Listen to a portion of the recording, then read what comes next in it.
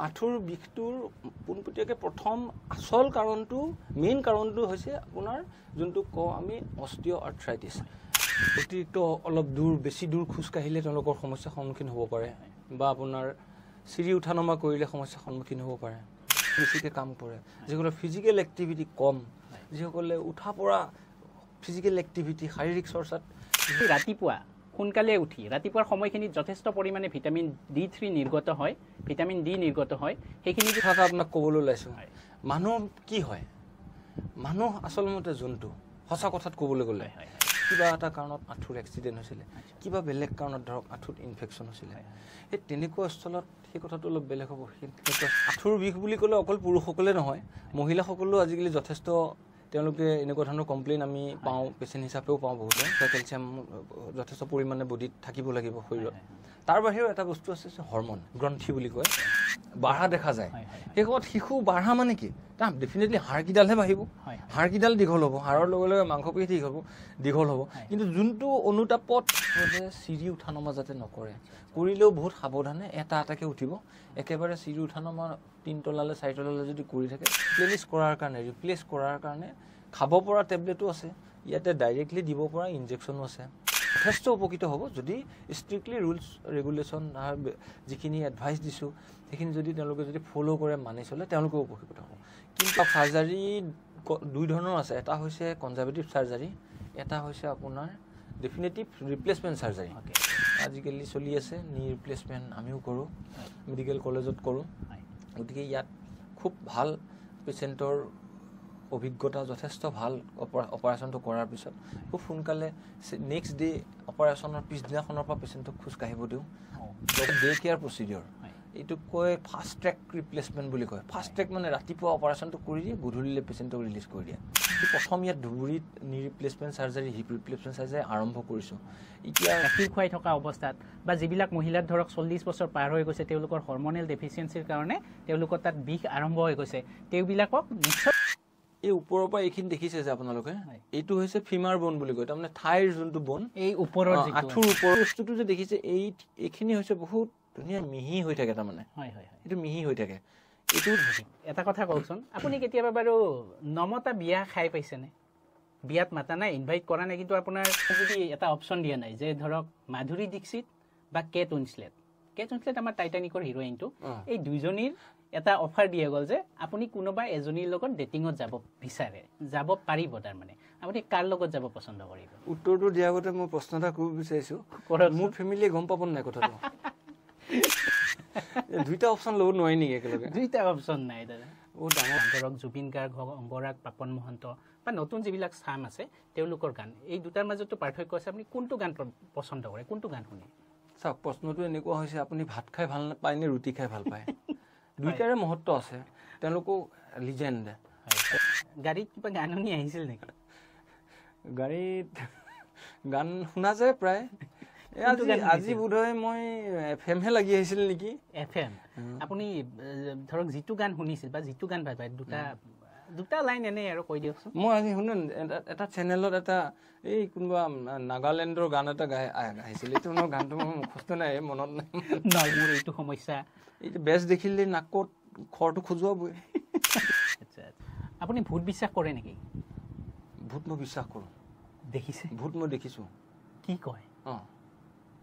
ক'ত দেখিলে ভূত মই এটা বস্তু আছে বুলি যদি আপুনি ভাবিছে কৈছে যে এই বস্তুটো আছে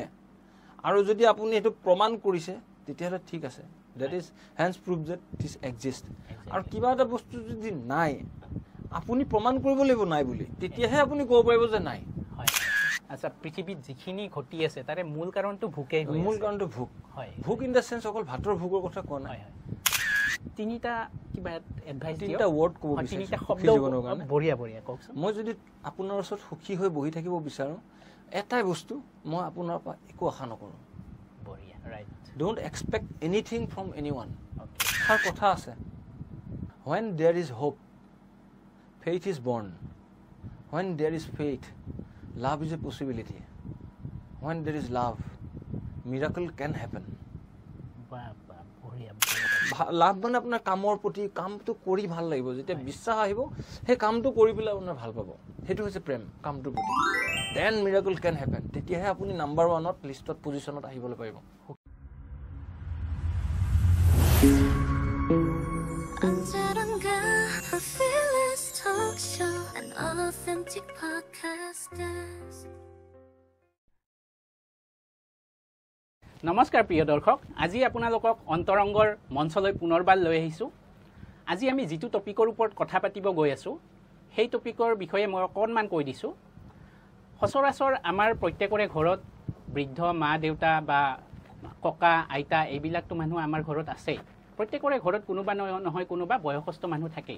সেই বয়সস্থ মানুহবিলাকৰ লগত থাকি আমি সময় কটাই ভাল পাওঁ কিন্তু তেওঁবিলাকৰ এটাই অসুবিধাৰ কথা আমাক বাৰে বাৰে কৈ থাকে যে বাবা মোৰ আঁঠুটো বিষাইছে বাবা মোৰ কঁকালখন বিষাইছে তেনেকুৱাকৈ আমাক কিছুমান কমপ্লেইন দি থাকে গতিকে সেই আঁঠুৰ বিষ বা কঁকালৰ বিষ এই বিষবিলাক যে আছে এই বিষবিলাকে আইতা ককা বা মা দেউতাহঁতক ব্যতিব্যস্ত কৰি তোলে গতিকে সেই আঁঠুৰ বিষৰ বিষয়ে আজি গোটেই টপিকটো কাভাৰ কৰাটো আজি আমাৰ হাতত যিহেতু সময় কম কৰিব নোৱাৰোঁ গতিকে স্পেচিয়েলি আমি আঁঠুৰ বিষৰ বাবে আজি আমি কথা পাতিব গৈ আছোঁ আৰু আজি আমাৰ লগত আছে ধুবুৰী চিকিৎসা মহাবিদ্যালয়ৰ সহকাৰী তথা মুৰব্বী অধ্যাপক ডাক্তৰ ধ্ৰুৱ নাৰায়ণ বৰা আজি আমি আপোনালোকক তেখেতক পৰিচয় কৰাই দিবৰ কাৰণে গৈ আছোঁ এয়া আমাৰ লগত আছে ডাক্তৰ ধ্ৰুৱ নাৰায়ণ বৰা নমস্কাৰ বৰা ডাঙৰীয়া আপুনি আজি যিহেতু আমাৰ টপিকটো আঁঠুৰ বিষৰ বিষয়ে আছে আপুনি কওকচোন আঁঠুৰ বিষৰ কাৰণবিলাক কি কিয় আঁঠুৰ বিষ হয় আমাৰ যিবিলাক ধৰক বয়সস্থ মানুহ ককা আইতা মা দেউতা বা যিবিলাকৰ ধৰক 40 বা 50 বছৰ পাৰ হৈ গৈছে তেওঁলোকৰ আঁঠুৰ বিষ কিয় হয় নমস্কাৰ প্ৰথমতে মই পোনপটীয়াকৈ অন্তৰংগ মঞ্চলৈ আপোনালোকে মোক আমন্ত্ৰণ কৰাৰ কাৰণে যথেষ্ট ধন্যবাদ জ্ঞাপন জনাইছোঁ মোৰ নাম তেখেতে কৈছে ডক্টৰ ধ্ৰুৱ নাৰায়ণ বৰা মই বৰ্তমান ধুবুৰী চিকিৎসা মহাবিদ্যালয়ত কৰ্মৰত যিহেতু আঁঠুৰ বিষ বুলি ক'লে বহুত বেলেগ বেলেগ ধৰণৰ কাৰণ থাকে গোটেইখিনি সমস্যাটো আজি এই সমীপত আমি গোটেইখিনি ডিছকাশ্যন কৰা আমাৰ সম্ভৱ নহ'ব গতিকে বিশেষভাৱে আমি যিসকল বাৰ্ধক্যজনিত লোক যিসকল আধবয়সীয়া লোক তেওঁলোকৰ যিখিনি আঁঠুৰ সমস্যা তেওঁলোকে যিখিনি আঁঠুৰ সমস্যাত ভোগে সেইখিনি আমি সংক্ষেপে অলপমান আলোচনা কৰাৰ কথা ভাবিছোঁ প্ৰথম কথা আঁঠুৰ বিষ এই বয়সত কিয় হয় চাওক আঁঠু এতিয়া শিশু এটা যেতিয়া জন্মৰ পৰা আৰম্ভ কৰি ডে টু ডে এক্টিভিটি যিখিনি শিশুটো কেনেদৰে ডাঙৰ হয় প্লেফুল এক্টিভিটি হয় তাৰপিছত ষ্ট্ৰেছফুল এক্টিভিটি হয় তাৰপিছত হায়াৰ এক্টিভিটি হয় বহুত ধৰণৰ খেল খেলে এক্টিভিটি বাঢ়ি গৈ থাকে এটা সময়ত শিশুটো গৈ এডলেচেণ্ট হয় তাৰপিছতে এডাল্ট হয় এডাল্ট হোৱাৰ পিছত এনেদৰে ডে টু ডে এক্টিভিটিত চলি গৈ থাকে তাতে মই এইটোৱে ক'বলৈ বিচাৰিছোঁ যে মানুহৰ লাইক মেচিন লাইক এখন গাড়ীৰ নিচিনাকৈ মানুহৰ জীৱনতো ৱেৰ এণ্ড টিয়াৰ বুলি বস্তু এটা থাকে যেনেদৰে আপুনি এখন যদি নতুনকৈ গাড়ী কিনে প্ৰথম দিনাখন আপুনি গাড়ীখন কিনোতে কেনেকুৱা লাগে কিনি পেলাই চলাই কেনেকুৱা লাগে যেনেকুৱা এটা আপোনাৰ স্মুথ ফিলিং এটা হয় গাড়ীখনৰ কোনো চাউণ্ড নাথাকে ধুনীয়াকৈ চলায় সেইটো আপুনি 1 মাহ 2 মাহ 6 মাহ এনেকৈ চলাই ভাল লাগি গৈ থাকে এটা সময়ত দেখিব ছাৰ্ভিচিং কৰাৰ পিছত লাহে লাহে আৰু ছাৰ্ভিচিঙৰ প্ৰয়োজন হয় লাহে লাহে কিবা টায়াৰেই আপোনাৰ ক্ষয়ক্ষতি হয় ছাছপেনশ্যনৰে প্ৰব্লেম হয় বা আপোনাৰ লাহে লাহে ইঞ্জিনৰ প্ৰব্লেম হয় তেতিয়া আৰু কামবোৰ বাঢ়ি গৈ থাকে ঠিক তেনেদৰে মানুহৰ জীৱনটোতো মানুহৰ শৰীৰটোৰ গাঁথনি ভগৱানে ঈশ্বৰে যেনেকৈ বনাইছে প্ৰতিটো অংগ এটা মেচিনৰ নিচিনা হয় যদি এটা নিৰ্জীৱ বস্তু এটা অজৰ বস্তু এটা যদি লাহে লাহে ক্ষয়ক্ষতি হ'ব পাৰে মানুহৰ শৰীৰতো ক্ষয়ক্ষতি হ'ব পাৰে এইটো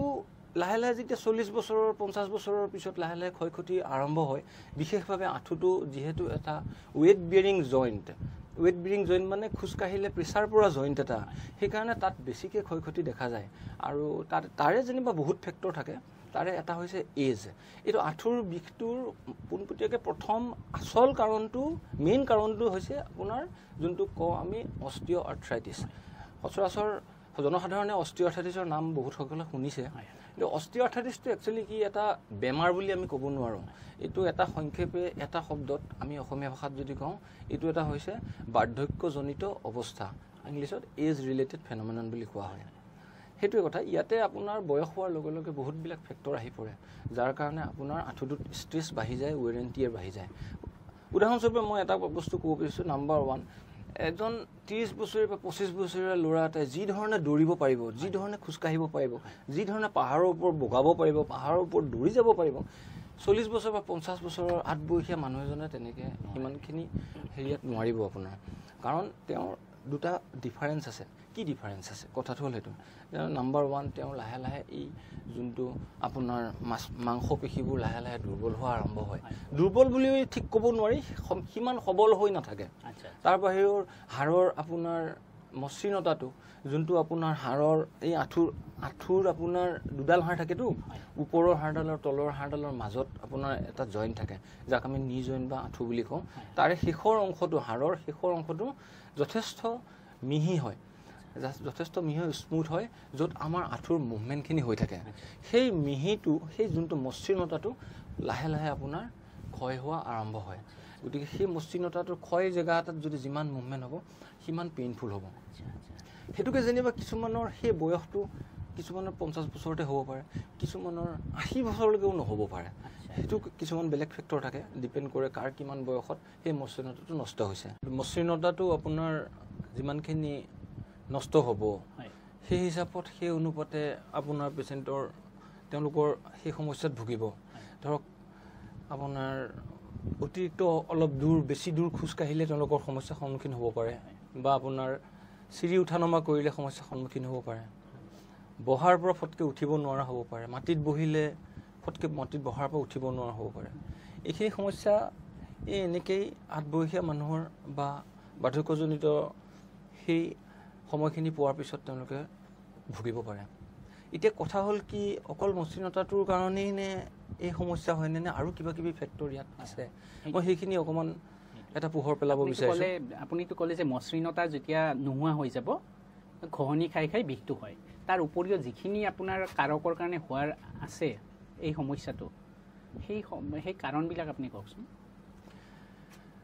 কাৰণ বুলি ক'লে চাওক, বহুত ধৰণৰ কাৰণ থাকিব পাৰে। এতিয়া প্ৰথম কথা হৈছে মানুহৰ শৰীৰত, বিশেষকৈ এই আঁঠু নি জইণ্টটোৰ আশে পাশে ওচৰত কি কি থাকে?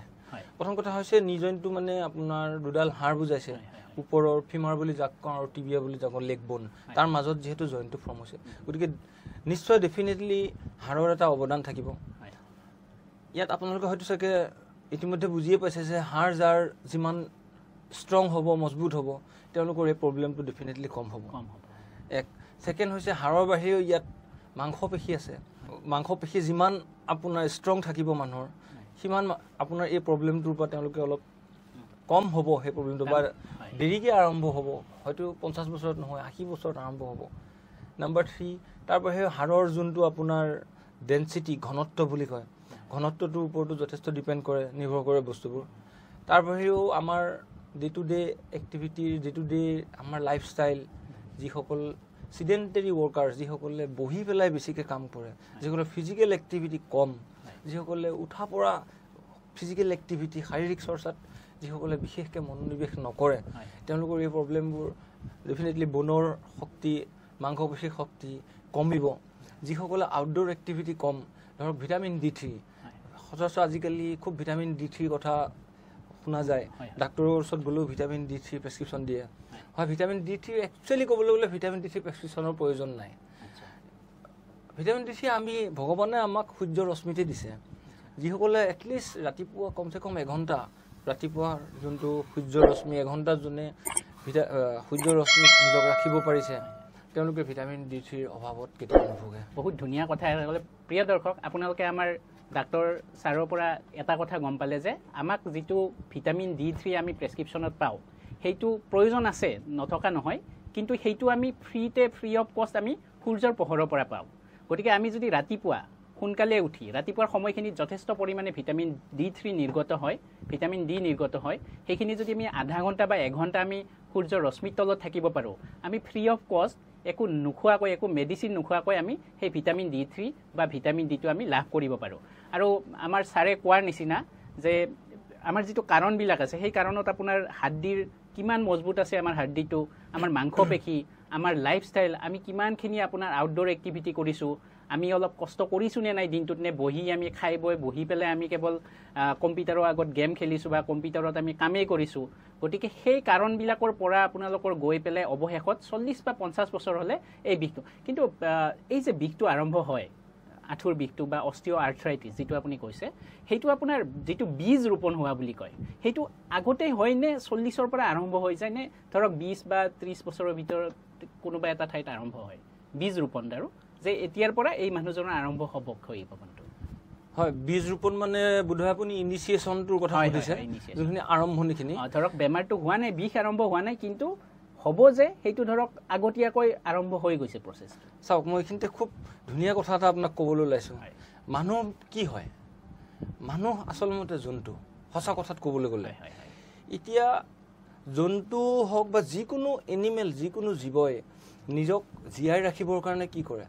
সংঘৰ্ষ কৰে, ষ্ট্ৰাগল কৰে। আপুনি বাঘ এটাকে চাওক, সিংহ এটাকে চাওক, গৰুকে চাওক, যিয়ে নকৰে কিয় আপোনালোকে সদায় এইটো মনত ৰাখিব যে জন্তুবিলাকে ষ্ট্ৰাগল কৰি দৌৰি মিলি গোটেই জীৱনটো খাবৰ কাৰণে, জীয়াই থাকিবৰ কাৰণে কষ্ট কৰে। বাঘ এটাই যেনেকৈ কষ্ট কৰে, চিম্পাঞ্জী এটাই কষ্ট কৰে, বান্দৰ এটাই কষ্ট কৰে। মানুহবিলাকো জন্তু, অৰিজিনেলি মানুহবিলাক জন্তুৱে আছিলে।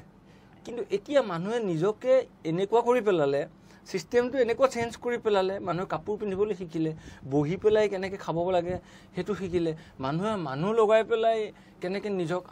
আৰামত ৰাখি খাই বৈ থাকিব পাৰে সেইটো শিকিলে। তাৰ ফলত কি হ'ল? তাৰ ফলত গৈ আল্টিমেটলি এইটো হ'ল যে মানুহৰ শাৰীৰিক চৰ্চা নোহোৱা হ'ল,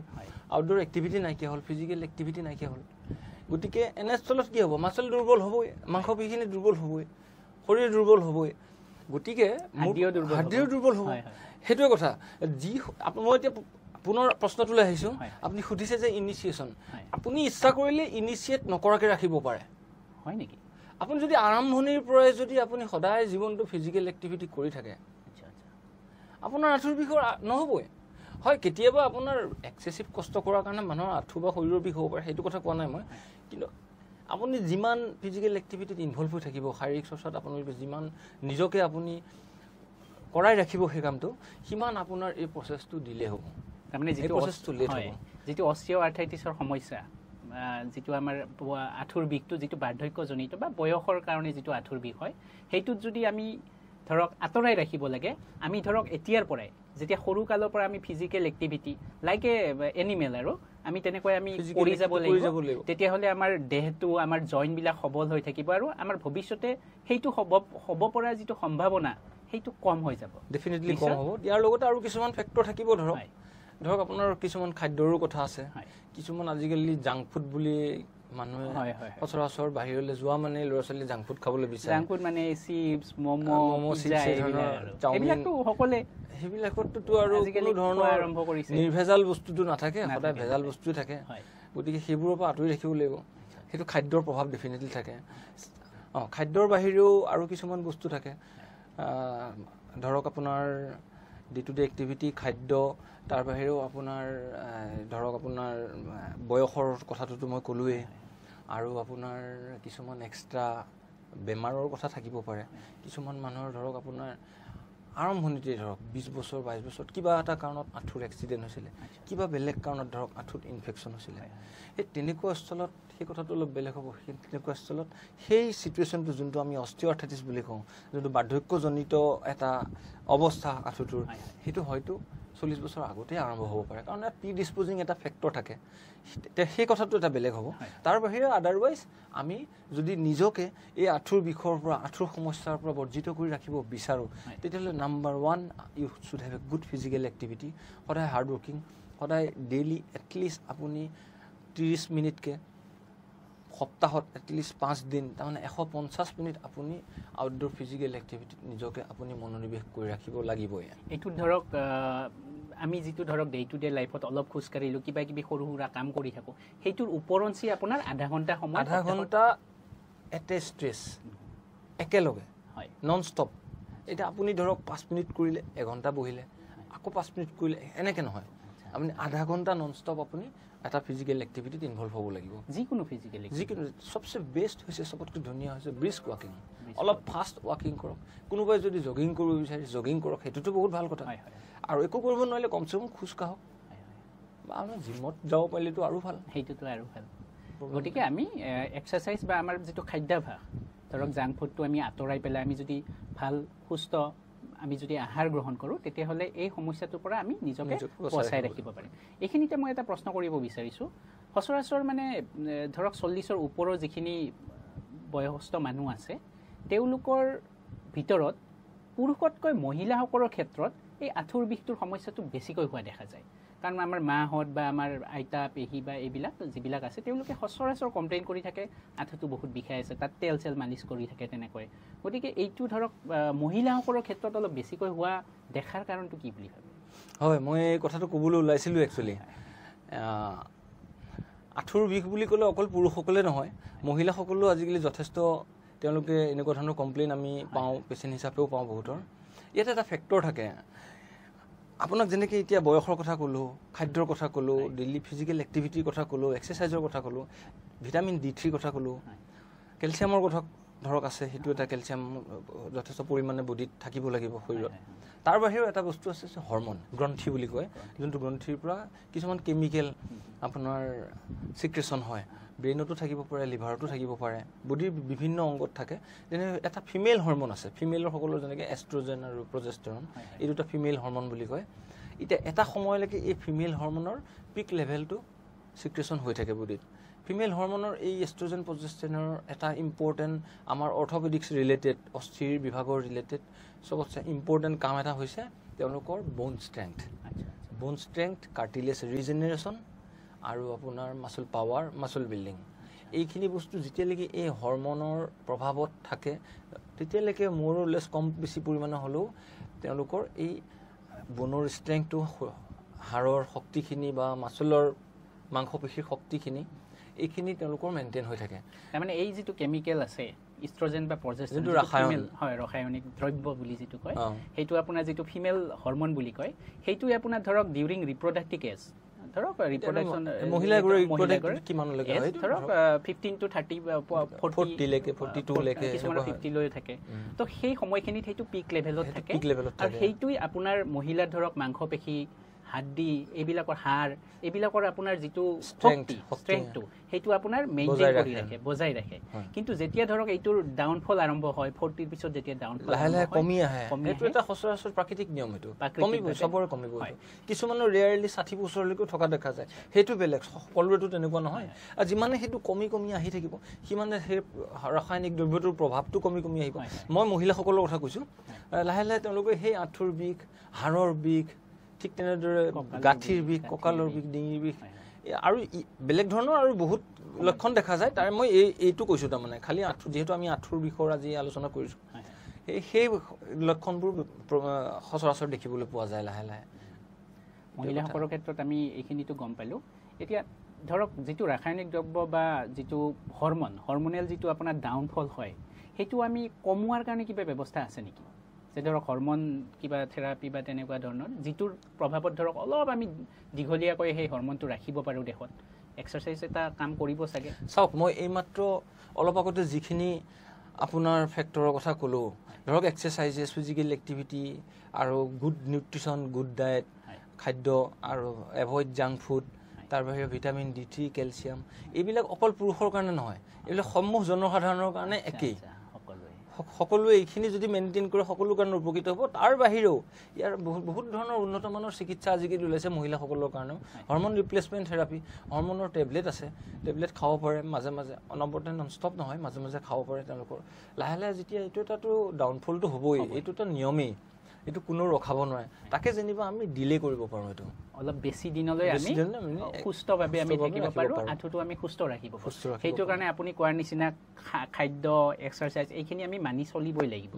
আৰু আমি এতিয়াৰ পৰাই কৰিব লাগিব কম বয়সৰ পৰা কৰিব লাগিব যাতে আমাৰ বাৰ্ধক্যটো আমি পিছুৱাই নিব পাৰোঁ সেইটো কাৰণে সেইটোৱে কৈছে এতিয়া আমি ধৰক পুৰুষ গ'ল মহিলা গ'ল এতিয়া কেতিয়াবা দেখা যায় যে শিশুবিলাকৰো ধৰক 10-11 বছৰ বা 12 বছৰ বয়সত সেইখিনি সময়ত কেতিয়াবা পেইন ধৰক স্কুলৰ পৰা আহি ক'ব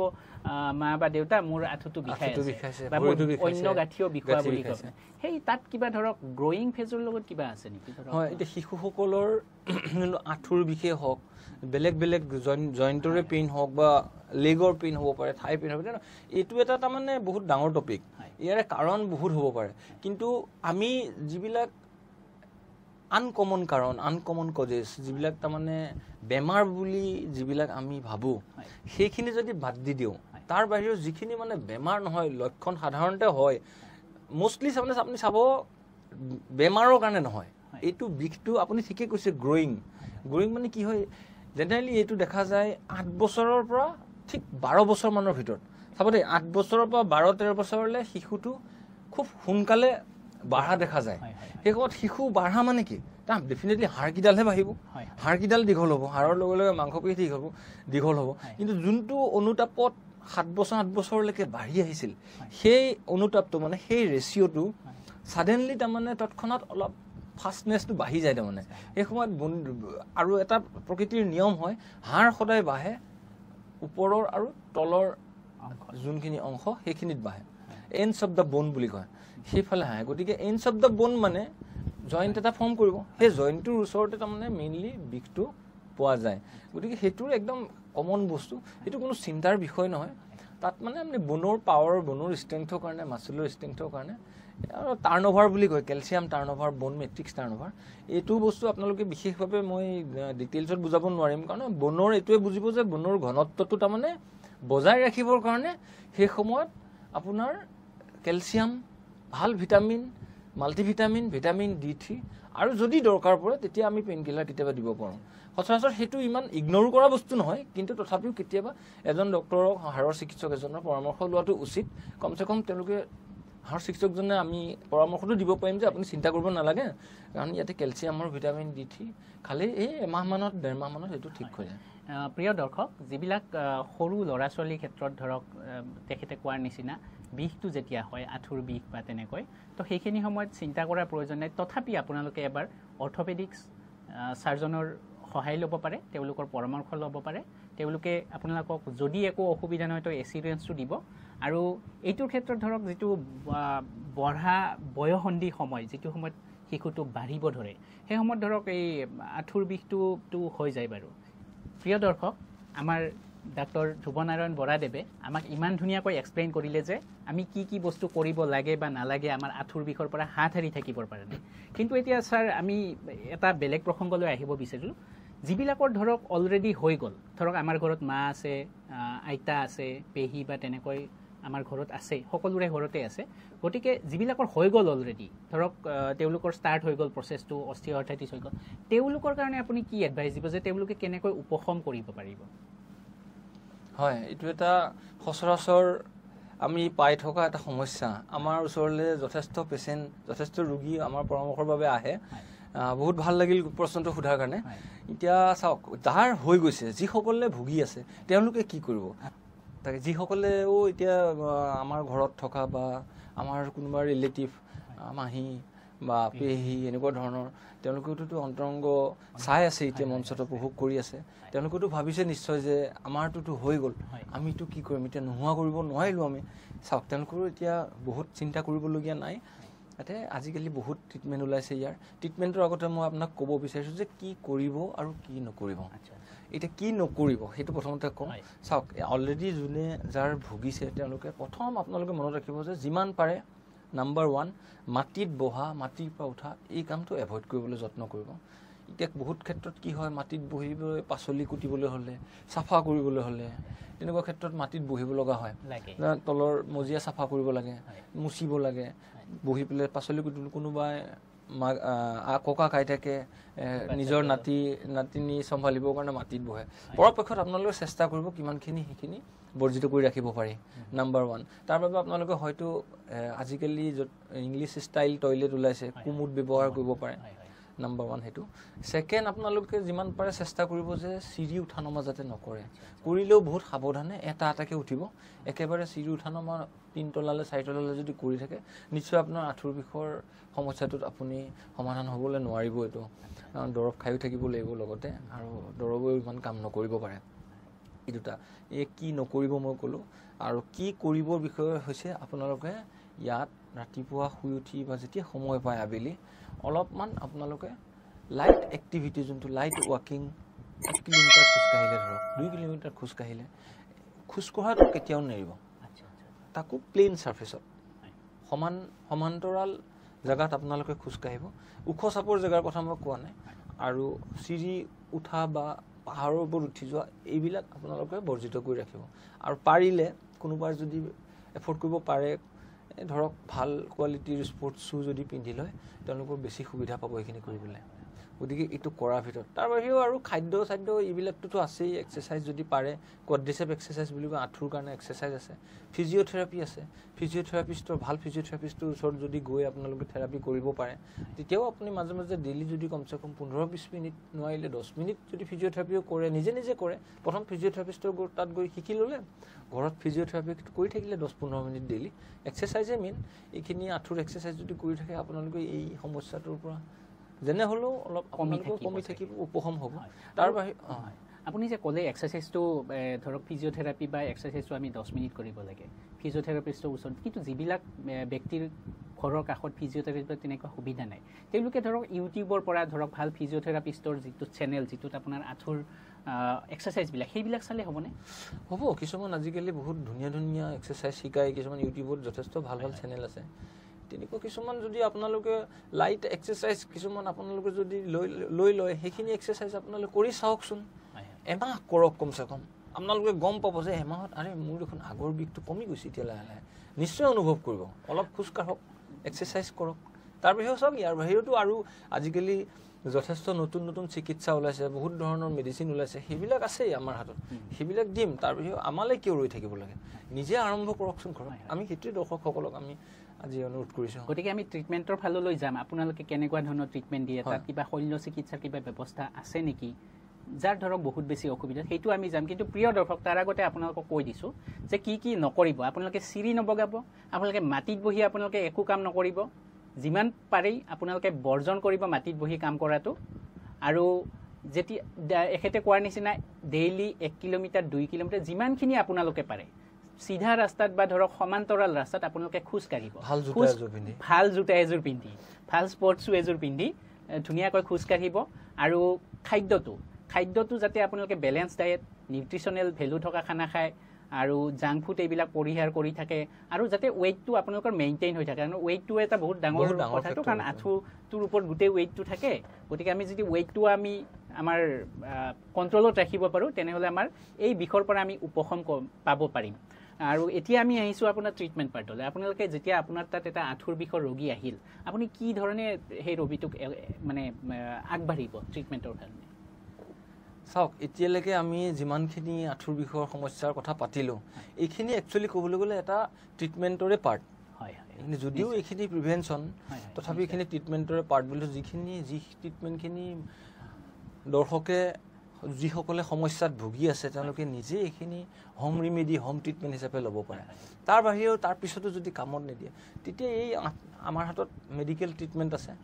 দৰকাৰ পৰিলে সাৰ্জিকেল ট্ৰিটমেণ্ট আছে কিন্তু সাৰ্জিকেল ট্ৰিটমেণ্টটো ৰেয়াৰলি আমি কৰা যায় মেইনলি হৈছে মেডিকেল ট্ৰিটমেণ্টটো ইয়াত এই যোনটো ক'লো আঁঠুৰ মসৃণতাটো নাইকিয়া হৈ যায় আঁঠুৰ ভিতৰত জইণ্টৰ ভিতৰত এটা গ্ৰীচ থাকে এটা তেলীয়া জুলীয়া পদাৰ্থ এটা থাকে সেইটো লাহে লাহে বয়স হ'লে শুকাই যায় এইখিনি ৰিপ্লেছ কৰাৰ কাৰণে খাব পৰা টেবলেটো আছে ইয়াতে ডাইৰেক্টলি দিব পৰা ইনজেকশ্যনো আছে এনেধৰণে এইটো অলপ মোটামুটি অলপমান দীঘলীয়া হয় কোৰ্চটো এইখিনি কৰিলে ষ্টাৰ্টিঙতে যদি আৰম্ভণি যিসকলে এই প্ৰব্লেমত ভুগিছে তেওঁলোকে যদি সোনকালে আৰম্ভ কৰে ট্ৰিটমেণ্টটো ডেফিনেটলি তেওঁলোকে যথেষ্ট উপশম হোৱা আমি দেখা পাইছোঁ যদি এবাৰ হৈ গ'ল ধৰক বহুত বেছি ক্ষয় হৈ গৈছে বহুত বেছি প্ৰব্লেম হৈ গৈছে তাত আপোনাৰ এই যিটো ধৰক টেবলেট খালে বা এই গ্ৰীচটো লগালে আপোনাৰ সেই আগৰ মসৃণতাটো ঘূৰি আহিব জানো চাওক এতিয়া এই বেমাৰটো বুলি নকওঁ বাৰু এই কণ্ডিশ্যনটো হৈছে আপোনাৰ অষ্টিঅআৰ্থ্ৰাইটিছ ইয়াৰে এতিয়া দৰ্শকসকলে যোনটো বস্তু নাজানিব ইয়াৰে কিছুমান গ্ৰেডিং থাকে গ্ৰেডিং মানে আপুনি সহজ ভাষাত যদি ক'বলৈ যাওঁ এতিয়া মাইল্ড মডাৰেট আৰু চিভিয়াৰ 3 ধৰণৰ থাকে এতিয়া যিসকলে মাইল্ড অষ্টিঅআৰ্থ্ৰাইটিছত ভুগিছে তেওঁলোকে যিখিনি অলৰেডি আমি ডিছকাছ কৰিছোঁ যিখিনি আমি প্ৰিভেনশ্যনৰ কাৰণে কৈছোঁ যিখিনি মেডিকেল ট্ৰিটমেণ্টৰ দৰৱৰ কথা কৈছোঁ সেইখিনিত 100% অলমষ্ট 100% উপকৃত হ'ব আৰু যিসকল মডাৰেটত গৈছে তেওঁলোকে যথেষ্ট উপকৃত হ'ব যদি ষ্ট্ৰিক্টলি ৰুলছ ৰেগুলেশ্যন যিখিনি এডভাইচ দিছোঁ সেইখিনি যদি তেওঁলোকে যদি ফ'ল' কৰে মানি চলে তেওঁলোকেও উপকৃত হ'ব কিন্তু আহিল চিভিয়াৰ অষ্টিঅআৰ্থ্ৰাইটিছ চিভিয়াৰ মানে যথেষ্ট ক্ষয় ক্ষতি হৈছে তেওঁলোকৰ ডিফৰ্মিটি ডেভেলপ হৈছে বেকা হৈছে আঁঠুটো খোজকাঢ়িবলৈ ইনফেক্ট চিৰি উঠা নমা কৰা বা মাটিত বহা অসুবিধাটো বাৰু তেওঁলোকৰ বহুত আগতেই আছিলে এতিয়া বৰ্তমান তেওঁলোকে সমান্তৰাল জেগাত খোজ কাঢ়িবলৈও যদি অসুবিধা হৈছে তেওঁলোকৰ জেনেৰেলি মেডিকেল ট্ৰিটমেণ্টত ইমানখিনি উপশম পোৱা নাযায় তেওঁলোকৰ ultimately those are the candidates for surgical intervention তেওঁলোকক কিছুমান অস্ত্ৰোপচাৰৰ প্ৰয়োজন হ'ব পাৰে সাৰ্জাৰী ফেলে যাব হ'ব লগা হয় আজিকালি কৰে সাৰ্জাৰী এইটো সাৰ্জাৰীটো কি আপোনাৰ ৰিপ্লেস কৰাই নেকি আপুনি জানি নিশ্চয় শুনিছে ৰিপ্লেসমেন্ট সাৰ্জাৰী সব সাৰ্জাৰী দুই ধৰণৰ আছে এটা হৈছে কনজাৰভেটিভ সাৰ্জাৰী এটা হৈছে আপোনাৰ ডেফিনেটিভ ৰিপ্লেসমেন্ট সাৰ্জাৰী এতিয়া মই আপোনাক যেহেতু আপুনি ৰিপ্লেস কৰাৰ কথা কৈছে হয় টোটেল নি ৰিপ্লেসমেন্ট যাৰ নাম টোটেল নি সম্পূৰ্ণ সন্ধি প্ৰত্যাৱৰ্তন অসমীয়াত ক'লে আচ্ছা সম্পূৰ্ণ সন্ধি প্ৰত্যাৱৰ্তন মানে গোটেই নি জইনটো আপোনাৰ চেঞ্জ কৰিব সেইটো বেলেগ লগাই দিব যাৰ কাৰণে আপোনাৰ যোনটো কাৰ্টিলেজ নাথাকি তেতিয়া তাত কাৰ্টিলেজৰ জেগাত আপুনি এইটো বেলেগ মেটেলৰ বস্তু আহিছে যোনটো পেইনৰ কোনো হেৰিয়ে নাথাকে এইটো আজিকালি যথেষ্ট আজিকালি চলি আছে নি ৰিপ্লেসমেন্ট আমিও কৰো মেডিকেল কলেজত কৰো গতিকে ইয়াত খুব ভাল পেশেন্টৰ অভিজ্ঞতা যথেষ্ট ভাল অপাৰেশনটো কৰাৰ পিছত খুব সোনকালে নেক্সট ডে অপাৰেশনৰ পিছদিনাখনৰ পৰা পেশেন্টক খোজ কাঢ়িব দিওঁ লগতে আমাৰ ধৰক কিছুমান ফিজিঅথেৰাপি কৰিব লাগিব সেইটো বেলেগ আৰু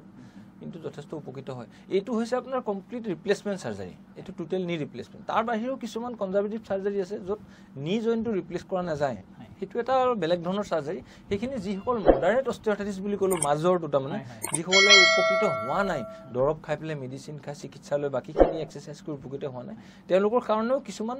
কনজাৰভেটিভ সাৰ্জাৰী আছে য'ত আমি বনৰ জইন্টৰ ওৰিয়েন্টেশনটো বদলাই দিওঁ হেতু ডিটেইলছত মই ক'বলৈ না যাওঁ এটো খালি ৰিপ্লেসমেন্ট নহয় যেনিবা হেতুৱে মই ক'ব বিচাৰিছো মানে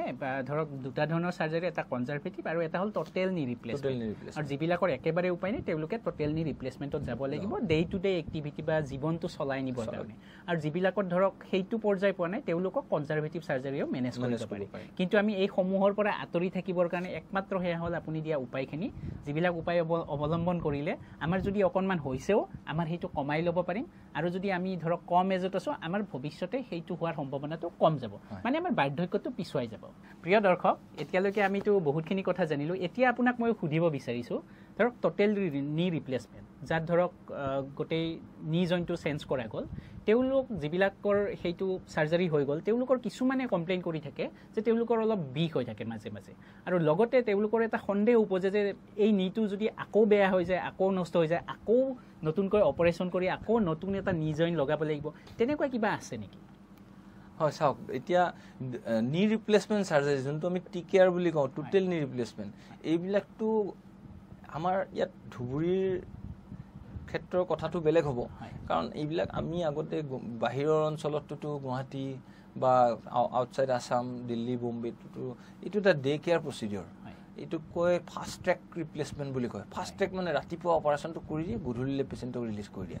আজিকালিটো এনেকুৱা চলি আছে ইমান এডভান্স হৈ গ'ল এতিয়া আমি প্ৰথম ইয়াত ধুবুৰীত নি ৰিপ্লেসমেন্ট সাৰ্জাৰী হিপ ৰিপ্লেসমেন্ট সাৰ্জাৰী আৰম্ভ কৰিছো এতিয়া ডেফিনেটলি বস্তুবোৰ লাহে লাহে উন্নত মানৰ হৈ আহি আছে হয় আগৰ নি ৰিপ্লেসমেন্ট আজিকালি নি ৰিপ্লেসমেন্টৰ মাজত ব্যৱধান আছে আগৰ মেটেলৰ ব্যৱধান আছিল আগৰ সাৰ্জিকেল স্কিলৰ ডিফাৰেন্স আছিল যিসকলে আগতে নি ৰিপ্লেসমেন্ট কৰিছিল তেওঁলোকৰ এনেকুৱা কমপ্লেইন আছিল আজিকালি কিন্তু এইবোৰ সচৰাচৰ শুনিবলৈ পোৱা নাযায় কাৰণ ইয়াৰ লগতে অকল যোনটো বস্তু ইয়াত ৰিপ্লেসমেন্ট হিচাপে যোনটো মেটেলৰ বস্তু আমি ইমপ্লেন্টটো লগাম হেতু কোৱালিটি বহুত হাই কোৱালিটিৰ হয় তাৰ বাহিৰে অকল হেতু ফেক্টৰে নহয় অপাৰেশন কৰি দিলে মানে যে পেশেন্টৰ সব ঠিক হৈ যাব এনেকুৱা নহব পেশেন্টৰ নিজৰো এফৰ্ট লাগিব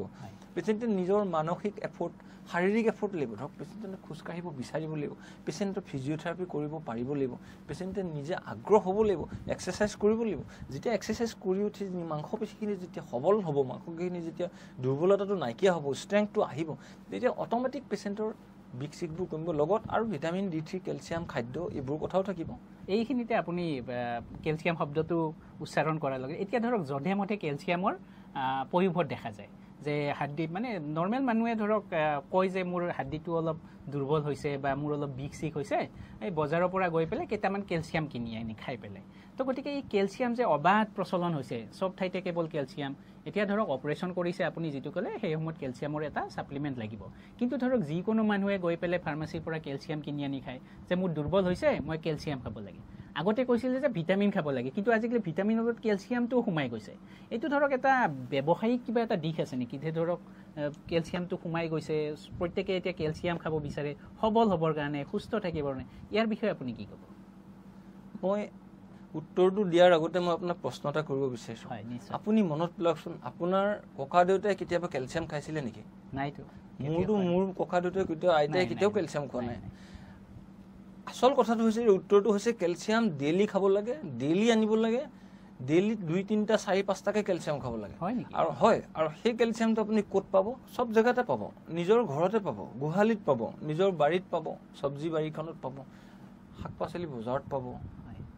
মাছৰ বজাৰত পাব মাংসটো পাব এতিয়া কথা হৈছে কি গোহালিত পাব মানে আপুনি বুজি পাইছে যে মই গাখীৰৰ কথা কৈছো যথেষ্ট পৰিমাণৰ কেলছিয়াম ঘৰৰ গাখীৰতে গৰু গাখীৰতে পোৱা যায় কেলছিয়াম ক'ত থাকে কেলছিয়ামৰ সোৰ্সটো কি বডি ক'ত আপোনাৰ হাড়ৰ কথা পাতি আছো তাৰমানে ডেফিনেটলি কেলছিয়ামটো হাড়ত জমা হয় এইটো অকল মই হিউমেন বিংছৰ মানুহৰ কথা কোৱা নাই মাছৰ কথাও কৈছো সব জন্তু জানোৱাৰ হাড়ত কেলছিয়াম থাকে বিশেষকৈ সৰু মাছত কেলছিয়াম থাকে বুলি কিয় কোৱা হয় কাৰণ সৰু মাছটোত আমি কাইটে চাইটে পুৰা চুবাই পেলাই খাওঁ তাৰমানে বোনটো খাই দিওঁ লগত গতিকে সেই সৰু মাছত কেলছিয়ামটো বেছিকৈ পোৱা যায় তাৰ বাহিৰেও গ্ৰীণ লিফি ভেজিটেবল ঘৰুৱা ভেজিটেবল শাক পাচলি ফল মূল ভাল সব ফল মূল এইবিলাকত কেলছিয়াম থাকে গতিকে আমি যদি ডেইলি মাছ বা গাখীৰ লগত বা কণী কিবা এটা মাছ বা কণী লগত গাখীৰ বা ভাল শাক পাচলি যদি ডেইলি ভাল বস্তু খাই থাকিবলৈ পাওঁ আপোনাৰ 4-5টা কেলছিয়াম টেবলেটৰ নিচিনা হয় সেইখিনি গতিকে বেলেগকৈ মই কেলছিয়াম টেবলেট কিনি খোৱাৰ কথা কোৱা নাই 4-5টা টেবলেটৰ সমান কেলছিয়ামৰ পৰিমাণ এইবিলাকতে আছে এইখিনি খালে হ'ল কেলছিয়ামটো আমাৰ প্ৰয়োজন আছে আৰু আমি টেবলেট কিনি খোৱাৰ প্ৰয়োজন নাই কিন্তু আমি এনেকৈ আমি কেলছিয়ামটো ডেইলি বেচিছত আমি ল'ব পাৰোঁ খাদ্যৰ পৰাই তথাপিও এই যে সবফালে ধৰক মাৰ্কেটত কেলছিয়াম ওলাইছে তাত আপুনি ব্যৱসায়িক দিশটোৰ কথা কি কয় ধৰক কিবা এটা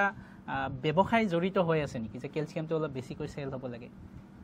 চাওক ব্যৱসায় কাৰ কাৰণে ব্যৱসায়ীৰ কাৰণে নহয় ব্যৱসায় পাব্লিকৰ কাৰণে পাব্লিকে যদি নিকিনো বুলি কয় মইতো বেছি থাকিব নোৱাৰো জোৰ জবস্তি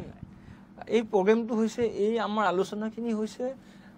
জনসাধাৰণৰ জাগৰণৰ কাৰণে জনসাধাৰণ জাগৰণ হওক জাগৃত হওকচোন তেওঁলোকে নিজে দুজনে হ'লেও 100জনৰ কেলছিয়াম কিনা বন্ধ কৰিব বুজি পাইছে কথাটো হয় কেলছিয়াম মই একেবাৰে নালাগে বুলি নকওঁ দেই কিছুমান আছে কাবাৰ আপুনি ব্লাড টেষ্ট কৰিলে কেলছিয়াম বহুত কম ওলাব পাৰে কিছুমান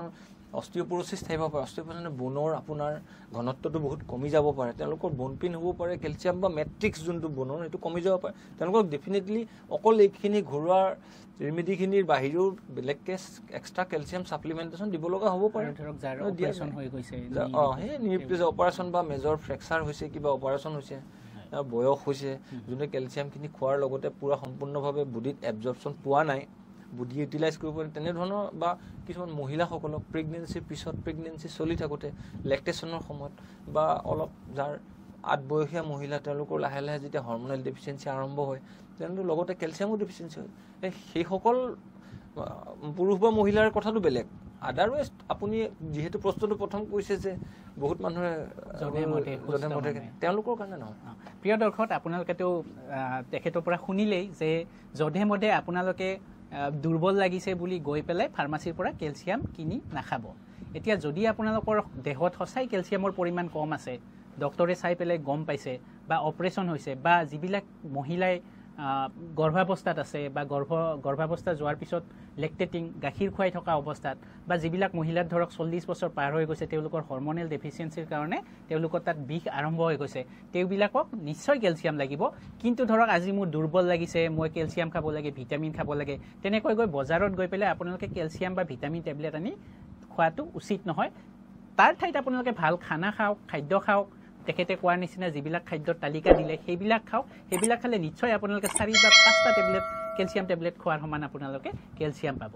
আপুনি যদি বেয়া নাপায় আমাৰ দৰ্শকক এইটো অকণমান আপুনি চিত্ৰ সহায়েৰে আপুনি বুজাব পাৰিব নেকি হয় হেতু হলেতো বহুত ভাল কথা মইতো ভালেই পাইছো এটা চিত্ৰ আঁকিবলৈ বুজাব পাৰিলে আচ্ছা বঢ়িয়া বাৰু এতিয়া প্ৰিয় দৰ্শক আপোনালোকে চাই থাকক এতিয়া আমাৰ ডক্টৰ মহাশয়ে চিত্ৰৰ জৰিয়তে আপোনালোকক নি জইণ্ট বা ভৰিৰ আঁঠুৰ যিটো জইণ্ট তাৰে সমস্যাবোৰৰ বিষয়ে অকণমান জনাই দিব ক'ত কেনেকৈ সমস্যাটো হয় আপোনালোকে চাই থাকক চাওক এইটো এটা নৰ্মেল আঁঠুৰ চিত্ৰ এটা ইয়াত খালি হাড়ৰ অংশখিনি অঁকা গৈছে এই ওপৰৰ পৰা এইখিনি দেখিছে যে আপোনালোকে এইটো হৈছে ফিমাৰ বোন বুলি কয় তাৰমানে থাইৰ যোনটো বোন এই ওপৰৰ আঁঠুৰ ওপৰৰ অংশখিনি আৰু এইটো হৈছে এইখিনি হৈছে আঁঠুৰ তলৰ অংশখিনি যাক টিবিয়া বুলি কোৱা হয় আৰু এই সৰু হাৰ্ডিডাল ফিবুলা বুলি কোৱা হয় ইমানবোৰ বাৰু দৰ্শকে নাজানিলে হ'ব কাৰণ এইটো আঁঠুৰ ওচৰে পাজৰে হাড়খিনি এতিয়া ইয়াত যে দেখিছে আপুনি এইখিনি এই বস্তুটো এইটো একেবাৰে তলৰ অংশখিনি আঁঠুৰ হাড়টোৰ তলৰ অংশখিনি এইটো আৰু আঁঠুৰ হাড়ৰ আপোনাৰ আঁঠুৰ তলৰ হাড়ডালৰ ওপৰৰ অংশখিনি এইটো এতিয়া এই বস্তুটো যে দেখিছে এইখিনি হৈছে বহুত ধুনীয়া মিহি হৈ থাকে তাৰমানে এইটো মিহি হৈ থাকে এইটোও তেনেকৈ মিহি হৈ থাকে ইয়াতে কি হয় লাহে লাহে লাহে লাহে যেতিয়া বয়স হোৱাৰ লগে লগে বা আপোনাৰ ৱেৰ এণ্ড টিয়াৰ বুলি যদি কওঁ আমি ইয়াতে আপোনাৰ খহটা হোৱা আৰম্ভ হয় এনেকৈ এনেকৈ এইখিনি খহটা হোৱা আৰম্ভ হয় এইবিলাক খহটা হোৱা আৰম্ভ হয় যেতিয়া এই আমাৰ মুভমেণ্টটো হয় আঁঠুত নৰ্মেল উঠোঁতে বহুতে খোজ কাঢ়োঁতে চিৰি উঠোঁতে যোনটো মুভমেণ্ট হয় এতিয়া এই খহটা জেগাই যদি ঘৰখন খায় ডেফিনেটলি কিবা এটা মাইক্ৰ' আৱাজ এটা সৰু এটা আৱাজ ওলাব ঘৰঘৰাব সেইটোকে ফিল কৰে কট কট কৰা আৱাজৰ নিচিনা ফিল কৰে সেইবোৰ কমপ্লেইন লৈ পেলাই পেচেণ্টবোৰ বেছিকৈ অহা যায় একেখিনি বস্তু ইয়াত ছাইডৰ পৰা অঁকা গৈছে ইয়াতে ধৰক এইটো নি কেপ বোন ধৰিব পাৰিছে আপোনালোকে আঁঠুৰ ঘিলা বুলি কোৱা হয় এইটো এটা ওপৰৰ হাৰ্ডিৰ অংশখিনি এইখিনি তলৰ হাড়ৰ অংশ ইয়াতে আপোনাৰ এই লিগামেণ্ট থাকে এনেকৈ ইয়াৰ ওপৰত আপোনাৰ এই মাংসপেশীবোৰ থাকে এতিয়া অকল এইটোতো আপোনাক ক'লোঁ যে মাংসপেশীখিনি আছে এইটোতো হাড়ৰ আপোনাৰ মসৃণতাটোৰ কথা ক'লোঁ ইয়াতে লগে লগে কি হ'ব এই মাংসপেশীখিনিৰো দুৰ্বলতা আৰম্ভ হ'ব যদিহে আমি আমাৰ যিখিনি দৈনন্দিন শৰীৰ চৰ্চা যিখিনি আমি কৰা একচুৱেলি প্ৰয়োজন সেইখিনি যদি নকৰোঁ লাহে লাহে এই মাচুলবোৰ লাহে লাহে ফ্লেবি হৈ আহিব মাছটো দুৰ্বলতা বাঢ়িব সবল হৈ নাথাকিব লগতে সেইটো এটা কম্পাউণ্ডিং ফেক্টৰ হিচাপে কাম কৰিব এই দুটা বস্তু তাৰ বাহিৰেও আৰু কিছুমান বনত তাৰমানে আপোনাৰ ঘনত্ব বুলি বস্তু এটা থাকে যোনটো বনটোৰ ডেনচিটি বুলি কয় যোনটো কেলছিয়াম বা ভিটামিন ভাল খাদ্য সেইবিলাকে সেই ঘনত্বটো আপোনাৰ বজাই ৰাখে মেইনটেইন কৰি ৰাখে লাহে লাহে যদি আমি এই জেংক ফুডত যিখিনি খাব নলগীয়া খাদ্য যদি আমি বেছিকৈ খাই থাকোঁ শৰীৰ চৰ্চা যদি নকৰোঁ এক্সাৰচাইজ নকৰোঁ ডে টু ডে এক্টিভিটি যদি আমি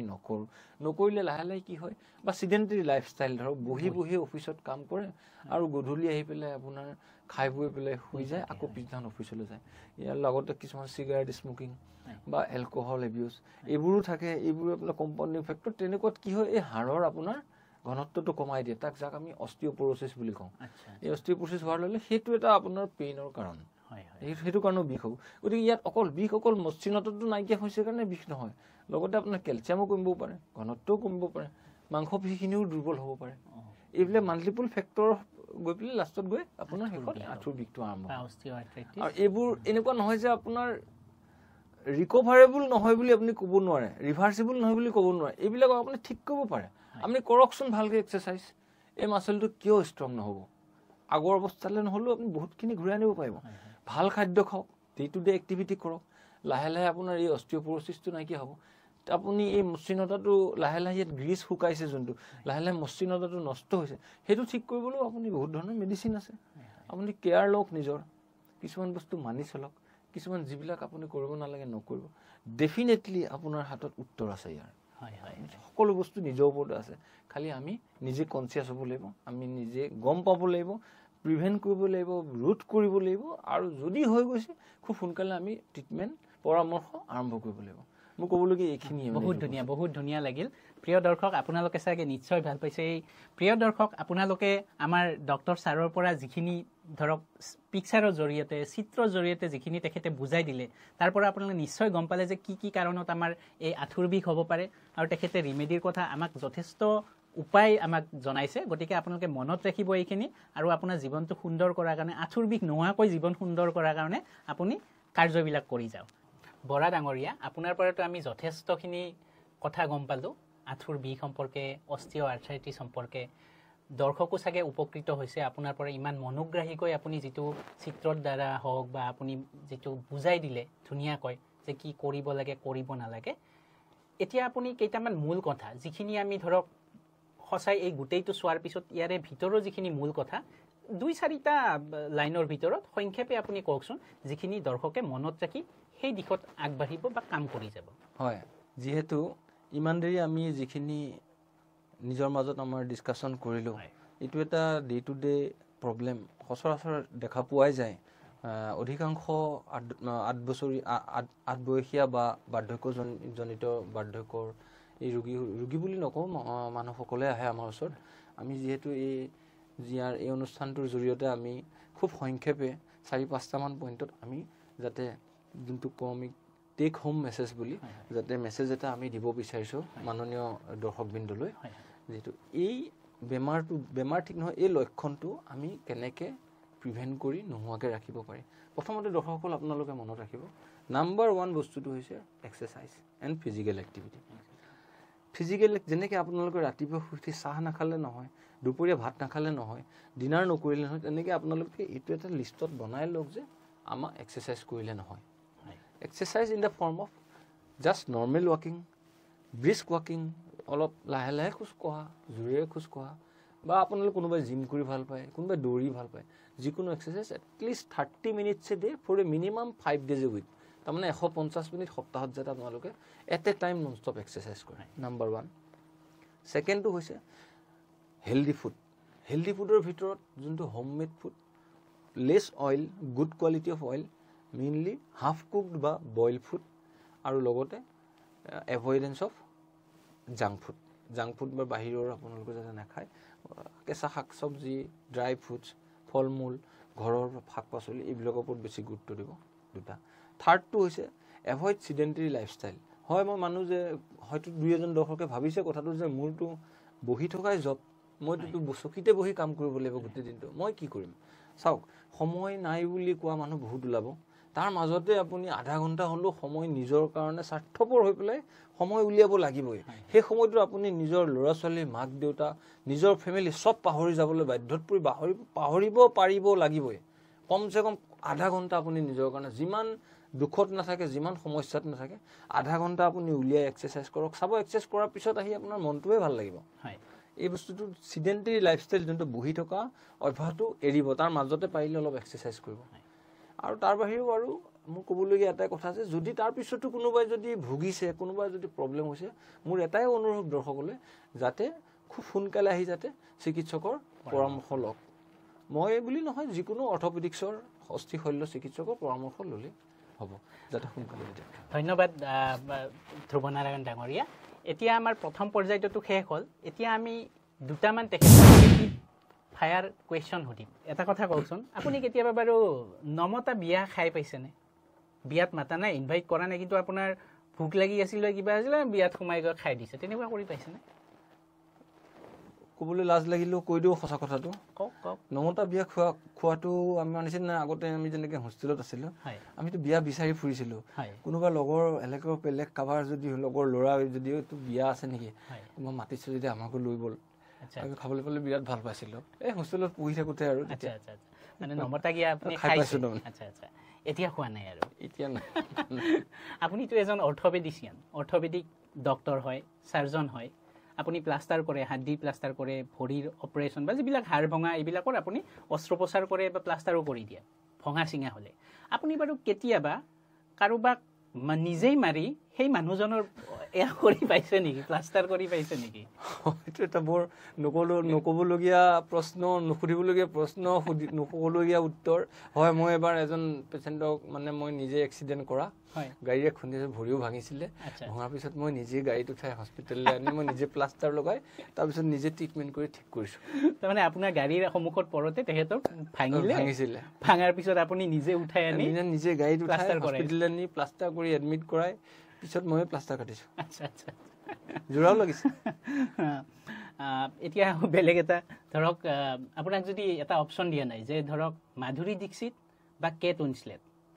আমাৰ টাইটানিকৰ হিৰোইনটো এই দুইজনীৰ এটা অফাৰ দিয়া গ'ল যে আপুনি কোনোবা এজনীৰ লগত ডেটিঙত যাব বিচাৰে যাব পাৰিব তাৰমানে আপুনি কাৰ লগত যাব পচন্দ কৰিব উত্তৰটো দিয়াৰ আগতে মই প্ৰশ্ন এটা কৰিব বিচাৰিছোঁ মোৰ ফেমিলিয়ে গম পাব নাই কথাটো ফেমিলিক আপুনি চাব মানা কৰি দিব যে মই যিটো সাক্ষাৎকাৰ দিছোঁ সেইটো যাতে নাচায় এতিয়া ক'ব পাৰে দুইটা অপশ্যন ল'ব নোৱাৰি নেকি একেলগে দুইটা অপশ্যন নাই দাদা বহুত ডাঙৰ প্ৰশ্ন এইটো ডাঙৰ উত্তৰ এইটো মই পিছত বেলেগকৈ দিম দিয়ক নহ'লে আপোনাক পাৰ্চনেলি ক'ম এইটো কথা হয় নেকি তথাপি এজনীক যদি আপুনি বিচাৰে কি কৰিব তথাপিও মাধুৰী দীক্ষিতটো প্ৰায় দেখিছোঁ এবাৰ নিজেও দেখিছোঁ চকুৰ আগত কেট উইনছলেটক দেখি পোৱা নাই মানে কেতিয়াও ডেফিনেটলি কেট উইনছলেটৰ কথাই ভাবি আছোঁ মনে মনে প্ৰিয় দৰ্শক চাওক কেট উইনছলেট এতিয়া কওকচোন আপুনি ধৰক ভূপেন হাজৰিকা বা জয়ন্ত হাজৰিকা তেওঁলোকৰ গানটো শুনিছে আপোনাৰ তেওঁলোকৰ গান আপুনি শুনি ভাল পাব নে আজিৰ নতুন চাম ধৰক জুবিন গাৰ্গ হওক অংগৰাগ পাপন মহন্ত বা নতুন যিবিলাক চাম আছে তেওঁলোকৰ গান এই দুটাৰ মাজতো পাৰ্থক্য আছে আপুনি কোনটো গান পচন্দ কৰে কোনটো গান শুনে চাওক প্ৰশ্নটো এনেকুৱা হৈছে আপুনি ভাত খাই ভাল পায় নে ৰুটি খাই ভাল পায় দুইটাৰে মহত্ব আছে তেওঁলোকো লিজেণ্ড তেওঁলোকৰ ভূপেন হাজৰিকা জয়ন্ত হাজৰিকা খগেন মহন্ত এইসকল হৈছে লিজেণ্ড এটা অসমীয়াৰ পৰিচয় তেওঁলোকক ভাল পোৱা বেয়া পোৱা এইবোৰ কথাই নাহে বৰ্তমান তেওঁলোক আমাৰ মূৰৰ ওপৰত আমি তেওঁলোকক পূজা কৰোঁ আমাৰ দেৱতা ভগৱানৰ নিচিনা বাকী থাকিলে যিসকল নতুন আহিছে তেওঁলোককো মোৰ ল'ৰা ছোৱালীয়ে বা মোৰ নাতিপুতিয়ে নতুনসকলৰ কথা ক'ব এদিন তেনেকৈ গতিকে এই বস্তুটো কম্পেৰিজনৰটো কথাই নাহে মোৰ এওঁলোককো ভাল লাগে আমাৰ ভাল পোৱাৰ দৃষ্টিভংগীটো কেনেকুৱা সেইটোৰ ওপৰত কথাটো হয় হয় বহুত ধুনীয়া উত্তৰ দিলে আপুনি আহি থাকোঁতে কিবা নিশ্চয় গান শুনি আহিছে নেকি গাড়ীত কিবা গান শুনি আহিছিল নেকি গাড়ীত গান শুনা যায় প্ৰায় আজি বোধহয় মই FM হে লাগি আহিছিল নেকি FM আপুনি ধৰক যিটো গান শুনিছিল বা যিটো গান ভাল পায় দুটা লাইন এনেই আৰু কৈ দিয়কচোন মই আজি শুনো এটা চেনেলত এটা এই কোনোবা নাগালেণ্ডৰ গান এটা গাই আহিছিল এইটো মোৰ গানটো মোৰ মুখস্থ নাই মনত নাই নগা গান শুনি নাগা গান এটা গাই আছিলে মই এইটো গাব নোৱাৰিম বেয়া নাপাওঁ ঠিক আছে বাৰু আপুনি বাথৰুমত গান গায়নে বাথৰুমত গান মাজে মাজে গাওঁ গান নাগালে আৰু বাথৰুমক সন্মান কৰা নহ'ব ন আপুনি এজন চিকিৎসক হিচাপে আপুনি ধৰক কেতিয়াবা বিয়া খাবলৈ যাব কেতিয়াবা পাব্লিক প্লেচত যাবলগীয়া বিয়া সভা বা তেনেকুৱা কিছুমান ঠাইত যাবলগীয়া হয় তো তেনেকুৱা ঠাইত গ'লে আপুনি তেনেকুৱা মানুহ লগ পায় নেকি যে যিবিলাকৰ ধৰক সচৰাচৰ একো কমপ্লেইন নাথাকে ধৰক বেমাৰ চেমাৰ নাথাকে কিন্তু আপোনাক দেখি পেলাই কিবা এটা বিষ এটা আহি গ'ল যে মোৰ ইয়াতে বিষ হৈ আছে তেনেকুৱা মানুহ পাইছেনে তেনেকুৱাতো হয় কিন্তু মই প্ৰায় প্ৰথমতে বিয়াত গ'লে মই এতিয়া ক'ভিডৰ পৰা সেইটো বেছি ভাল হৈছে মই বিয়াত গ'লে মই মাস্ক পিন্ধি যাওঁ প্ৰথম কথা মাস্ক পিন্ধি যাওঁ আৰু পাৰিলে একেবাৰে চিনি নোপোৱাকৈ টুপি চুপি পিন্ধি যাওঁ আৰু চিনাকি মানুহ দেখিলে মই অলপ পৰাপক্ষত আঁতৰি দিওঁ সেইটো কমপ্লেইন হয়নে যে কমপ্লেইন হয় মানে প্ৰত্যেকে আহি পেলাই যে মোৰ এইটো সমস্যা এইটো বেজ দেখিলে নাকত খৰটো খজুৱাবই এইটো নিয়মেই হয় এইটোতে এটা কথা কওকচোন ধৰক আপুনি যিহেতু অৰ্থপেডিচিয়ান এজন হাড়ৰ চিকিৎসক তো আমাৰ ইয়াতে কি হয় এইবিলাক অঞ্চলত অলপ ভিতৰুৱা অঞ্চলবিলাকত বা সব জায়গাতে সব ঠাইতে অসমত ধৰক কিবা হাড় ভাঙিলে বা কিবা ভাঙিলে তেওঁলোকে ডাইৰেক্ট কবিৰাজৰ ওচৰত যায় হস্পিটেলত আহি এক্সৰেটো কৰাব বা আহি পেলাই এক্সৰেটো চাই ল'ব যে ভাঙিছে আপুনি যেতিয়া ধৰক আপুনি ক'ব পেচেণ্টজনক যে আপোনাৰ প্লাষ্টাৰ লাগিব অপাৰেশ্যন লাগিব নকৰে তেওঁলোকে কবিৰাজত তাত যায় সেইটো ক্ষেত্ৰত কি ক'ব কবিৰাজটো ডাঙৰ নেকি আপোনালোকতকৈ হাড় এডাল যদি এনেই আপুনি কাঠ এডাল লগত লগাই পেলাই বেণ্ডেজ এটা মাৰি পেলাই যদি থৈ দিয়ে হয়তো সেইটো জোৰা লাগিব বেকাকে জোৰা লাগিব পাৰে সেইটো আপুনিও কবিৰাজ হৈ যাব আপুনি যদি সেইটো বান্ধি দিয়ে কথাটো হ'ল সেইটোকে যেনিবা জনসাধাৰণে পাব্লিকে কিবা লতা বান্ধি দিয়ে কিবা লগাই দিয়ে মলম লগাই দিয়ে কিবা কিবি বস্তু পিচি পেলাই লগাই দিয়ে তেনেকুৱা একো নাই এতিয়া আহিছোঁ আপোনাৰ কেতিয়াবা ৰাতি আপুনি মোবাইল চাইনে শুই থাকোঁতে ওপৰত চাই মোবাইলটো এতিয়া বহুত দেৰি চোৱাই নাই এতিয়া চাব মন গৈ আছে ৰাতি শুই থাকোঁতে প্ৰশ্ন শেষ হ'লে চাম আৰু ৰাতি শুই থাকোঁতে মোবাইলটো ওপৰৰ পৰা আপোনাৰ মুখত পৰি পাইছেনে কেতিয়াবা এইটো সুধিব লাগিব মই মনত পেলাব লাগিব আচ্ছা আপুনি ভূত বিশ্বাস কৰে নেকি ভূত মই বিশ্বাস কৰোঁ দেখিছে ভূত মই দেখিছোঁ কি কয় অঁ ক'ত দেখিলে ভূত মই সৰুতে ভূত দেখা পাইছোঁ হয় নেকি হয় কওকচোন অলপ কেনেকৈ দেখিলে কি দেখিলে মই ভূত দেখা পাইছোঁ তেতিয়া তাৰমানে আমাৰ যদি কাৰ্বি আংলঙত ডিফুত আছিলোঁ আমি মই যোনটো ঘৰত আছিলোঁ আমাৰ ঘৰ তাৰ মুখে মুখে আৰু এঘৰ মানুহ আছিলে তেওঁ তেতিয়া আইতা এজনী আছিলে আইতাজনী দুৰ্ভাগ্যবশত বহুত মানে 6 মাহ এবছৰমান বহুত বেডিডেন হৈ কষ্টত ঢুকাইছে কিবা তেওঁলোকৰ ভিতৰুৱা কিবা এটা হেৰি আছিলে সদায় আইতাজনীয়ে তাৰমানে পাব্লিক এটা কুঁৱা আছে তাৰমানে কুঁৱাটোৰ পৰা সৰু বাল্টি এটাত পানী উঠাই তাৰমানে এদিন ৰাতি তাৰমানে কি হ'ল সেইদিনা গৰম আছিল বহুত আইতাজন ঢুকালে ঢুকোৱাৰ পিছত এই 1 মাহ মানৰ পিছত সকাম নিকাম হৈ গ'ল আৰু মই ৰাতি চবে ভাত খাই পেলাই শুলে 10:30 মান 11 মান বাজিছে মই গেটৰ ওচৰলৈ ওলাই আহিলোঁ এনেই গৰম লাগিছে কাৰণে ওলাই আহিলোঁ ওলাই আহি চাওঁ সৰু বাল্টি এটাত বগা কাপোৰ পিন্ধা মানুহ এজনীয়ে পানী তুলি আছে মোটামুটি 10 ছেকেণ্ড মান মই দেখিছোঁ পানী তুলি আছে তাৰপিছত মই চাওঁ মানে পিছফালে ঘূৰি চাওঁ মোৰ মানে অলপ বেক অফ দ্য মাইণ্ড মই ভাবিলোঁ যে হয়তো সেই আইতাজনীৰ নিচিনা তাৰমানে এটা ফ্লেছ এটা মাৰিছে ফ্লেছবেক এটা মাৰিছে মানে মোৰ লগত কোনোবা আছে নাই ঘৰৰ মানুহ মা আছে নাই দেউতা আছে নাই চাওঁ চাবিলোঁ কোনো নাই এনেকৈ ঘূৰি চাওঁ আকৌ আইতাজনী নাই ভয়ে লাগি গ'ল মইতো ভবা নাছিলোঁ হয়তো আপোনাৰ আজি শুনোতে লাগিছে মোৰ সেইদিনাখন মোৰ কেনেকুৱা ভয় লাগিছে কিমান বছৰ আছিল আপোনাৰ তেতিয়া মই ক্লাছ 8 মানত পঢ়িছিলোঁ মোটামুটি ধৰক 12-13 বছৰ হ'ব প্ৰিয় দৰ্শক আপোনালোকে শুনা পালে মানে চকুৰে মোৰ এইটো অভিজ্ঞতাটোৰ কথা কৈছোঁ মানে এতিয়া ভৌতিক অভিজ্ঞতা থকা এজন মানুহক লগ পাইছোঁ গতিকে এইটো ভ্ৰম বুলিও ক'ব পাৰে ভ্ৰম হ'ব পাৰে কিন্তু তথাপি আপুনি যে দেখিছে সেই ফিলটো পাইছিলে সেইটোকে মই ভূত বুলি ভাবি থৈছোঁ কাৰণ কিবা এটা বস্তু আছে বুলি যদি আপুনি ভাবিছে কৈছে যে এই বস্তুটো আছে আৰু যদি আপুনি এইটো প্ৰমাণ কৰিছে তেতিয়াহ'লে ঠিক আছে that is hence proof that this exists আৰু কিবা এটা বস্তু যদি নাই আপুনি প্ৰমাণ কৰিব লাগিব নাই বুলি তেতিয়াহে আপুনি ক'ব পাৰিব যে নাই মই যেহেতু প্ৰমাণ কৰি পোৱা নাই যে ভূত নাই মই নোৱাৰোঁ প্ৰমাণ কৰিব গতিকে মই নাই বুলিও ক'ব নোৱাৰোঁ একজেক্টলি ধৰক ভূতৰ বিপৰীতে মই সুধিছোঁ আপুনি ভগৱান বিশ্বাস কৰে ভগৱান বিশ্বাস কৰোঁ ভগৱানৰ ওপৰত নিশ্চয় আছে আপুনি যদি ভগৱানক কিবা এটা বস্তু বিচাৰে এতিয়া এই মুহূৰ্তত যে মোক এইটো বস্তু লাগে কোনটো বস্তু বিচাৰিব মই এইটো বস্তু বিচাৰিম যে মানুহৰ কিবা কাৰণত যদি ভোকটো নাইকিয়া হৈ যায় কিয় মানে খাদ্যৰ কাৰণেতো মানুহ ইমানখিনি ষ্ট্ৰাগল কৰিছে আচ্ছা পৃথিৱীত যিখিনি ঘটি আছে তাৰে মূল কাৰণটো ভোকেই হয় মূল কাৰণটো ভোক হয় ভোক ইন দ্য চেন্স অকল ভাতৰ ভোকৰ কথা কোৱা নাই পানীৰ ভোকৰ কথা কৈছোঁ হাবিয়াস কিবা আৰু কিছুমান ভোক থাকে মানে আচ্ছা এইটো বস্তু লাগে এইটো বস্তু লাগে মেটেৰিয়েলিষ্টিক লাগে কিবা শৰীৰৰ ভোক আছে সেই ভোকটো যাতে নোহোৱা হৈ যায় পাৱাৰৰ ভোক আছে হয় কিছুমান পজিশ্যনৰ ভোক আছে এই ভোকটো যদি নাইকিয়া হৈ যায় চব মানুহৰ পৃথিৱীখনটো বহুত ধুনীয়া হৈ যাব চাগে ভাবিছোঁ ক'ব নোৱাৰোঁ বহুত ধুনীয়া আপুনি কামনা কৰিছে এতিয়া আপুনি দৰ্শকক এটা সুখী জীৱনৰ কাৰণে জাষ্ট 3টা কিবা এডভাইচ দিয়ক 3টা ৱৰ্ড ক'ব বিচাৰিছোঁ 3টা শব্দ জীৱনৰ কাৰণে বঢ়িয়া কওকচোন মই যদি আপোনাৰ ওচৰত সুখী হৈ বহি থাকিব বিচাৰোঁ এটাই বস্তু মই আপোনাৰ পৰা একো আশা নকৰোঁ বঢ়িয়া right don't expect anything from এনিৱান অ'কে আপোনাৰ মা দেউতাৰ পৰা আপোনাৰ চবচে ইম্পৰ্টেণ্ট যদি ল'ৰাটোৰ পৰা নিজৰ ল'ৰা ছোৱালীজনীৰ পৰা জীৱনত যদি আশা বাদ দি দিছে যে মই নিজে নিজৰটো কৰিম নিজেটো খাম মই পিছত মোৰ ল'ৰাটোৰ পৰা মই আশা নকৰোঁ আপুনি এইটো নাভাবিব যে মোৰ ল'ৰাটোক মই বেয়া পাওঁ বা ল'ৰাটোৰ পৰা মই বা নিজৰ ভালপোৱা মানুহজনীৰ পৰা মই মানে বেয়া পাওঁ বা তেওঁলোকক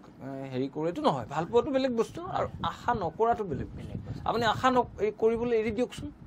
কাইলৈ চাব আপুনি চব আপোনাৰ নৰ্মেল হৈ যাব আৰু মইতো নাপাওঁৱে ইয়াক মই কিবা এটা সুধিছোঁ এইটোতো মই নাপাওঁৱে আশাটো মই নকৰোঁৱে আশা নকৰিব বঢ়িয়া এইটো এটা আশা কৰিব নিজৰ ওপৰত বুজি পাইছেনে গম পাইছোঁ এটা এষাৰ কথা আছে when there is hope faith is born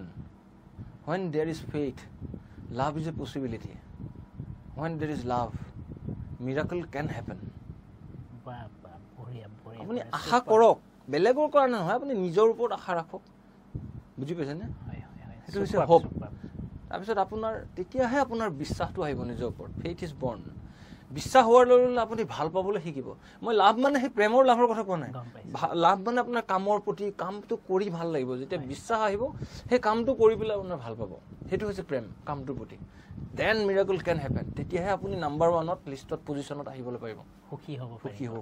প্ৰিয় দৰ্শক সুখৰ সংজ্ঞা এখেতে বহুত ধুনীয়াকৈ দিলে সুখী হ'বৰ কাৰণে আপুনি কি কৰিব লাগে গতিকে বহুত ধুনীয়াকৈ এখেতে এক্সপ্লেইন কৰিলে বুজাই দিলে আমি এখেতে কোৱাৰ নিচিনা আমি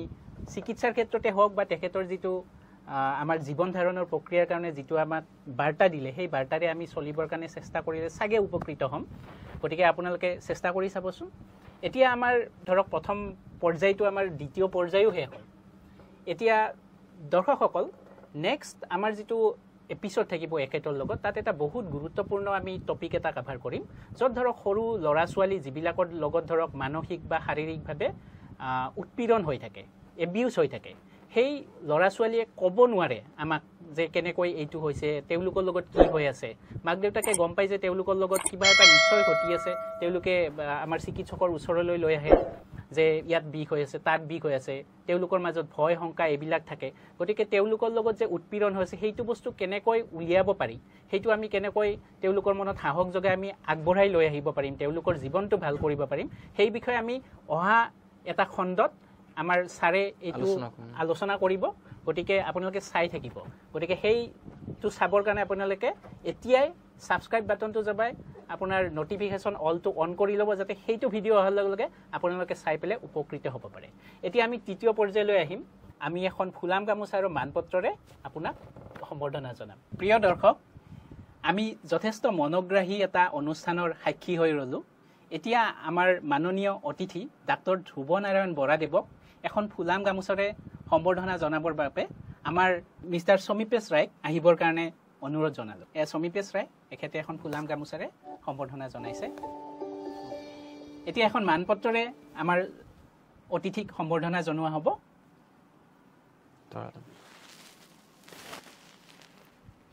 প্ৰিয় দৰ্শক প্ৰিয় শ্ৰোতা প্ৰিয় জনগণ প্ৰিয় ৰাইজ সদায় মই যোৱাৰ আগে আগে এষাৰ কথা আপোনালোকক কৈ যাওঁ আমি ইয়াতে যিখিনি ব্যক্তিক আমি আমাৰ মঞ্চলৈ আমন্ত্ৰণ জনাই আনো সেই ব্যক্তিবিলাকৰ পৰা যিখিনি আমি জ্ঞান লাভ কৰোঁ সেই জ্ঞানে যাতে আমাৰ জীৱনটো মধুৰ কৰি দিলে আমাৰ জীৱনটোত যাতে জীয়াই থকাৰ এটা নতুন আশা প্ৰেৰণা যোগায় আৰু মোৰ যিটো বাক্যশাৰী সেইটো মই ক'ব গৈ আছোঁ ওপৰৱালাৰ আশীৰ্বাদত প্ৰিয়জনৰ মৰমত নিজৰ কষ্টৰে তথা যত্নেৰে কৰি যাওক কিছু কাম এনে যাতে আন 10 জনেও হ'ব বিচাৰে আপোনাৰ দৰে নমস্কাৰ